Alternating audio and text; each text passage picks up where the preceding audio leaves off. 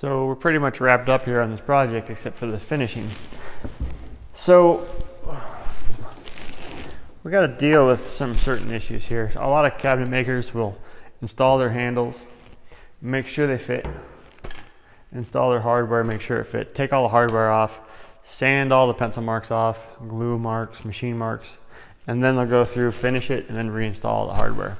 We don't necessarily do that in our shop because if you take the hinges off, they're going to get lost. The door might get mixed up with a different project and just kind of gets a little bit of a nightmare that way. So we just, I can spray lacquer over these handles. It's up to you. You can take them off or you can leave them on. I can spray them over. Sometimes they look pretty good. Sometimes they get a little runny. If that's a risk you want to take to keep your project organized, that's fine.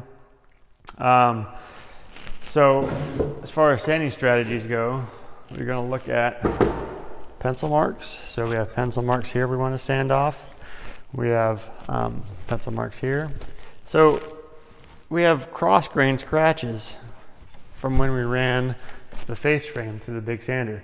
So the grains run this way on the board, but we have sanding scratches going this way. So we want to make sure to sand from here to here, but we don't want to sand past that point right there because we don't want scratches going against the grain that way. So always sand with the grain. Stop here, kind of do one of these that way. You don't want to keep going that way to sand. So we don't want our cross grain scratches to be introduced into the style there. Same thing with our door. As we sand, we want to sand up and down, but we don't want to sand this way all the way back because we want to stop at that line so that we don't sand and put cross grain scratches there.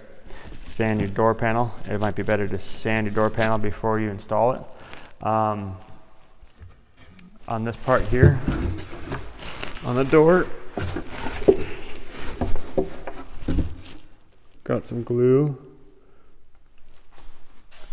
Get you over here. Got some glue there and some unevenness. So I might get a sanding block and sand that. Also on your door, if you wanted to round over your door like you did on your drawer front, you can go ahead and do that too. Top, you've done that before, so sand with 80, 100 and 120. If you want to go to 180 and 220, that's fine too. Right here, we have plywood meeting solid wood here. As we know about plywood, it's got that very thin layer of veneer, very thin layer right there. We don't want to sand through the veneer. So ideally, you'd sand it with 220 and be done with it. You don't want to sand the plywood with 80 grit because you're going to go through the veneer and you're going to expose the substrate of the plywood itself. So it's kind of tricky, but you got to sand that with 80 and only 220 on that. So a little trick is you can grab a piece of masking tape and run a strip of masking tape to protect the veneer as you're sanding the solid wood. It's kind of more of a mental note. Run that all the way down. More of a mental note that you're reminding yourself not to sand the veneer. So again, get a sanding block.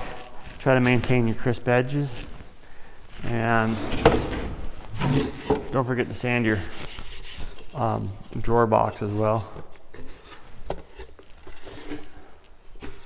And then when you're all ready to go, put it in the finish room. If I like it, I'll spray it. If I see glue marks, machine marks, pencil marks, I won't spray it.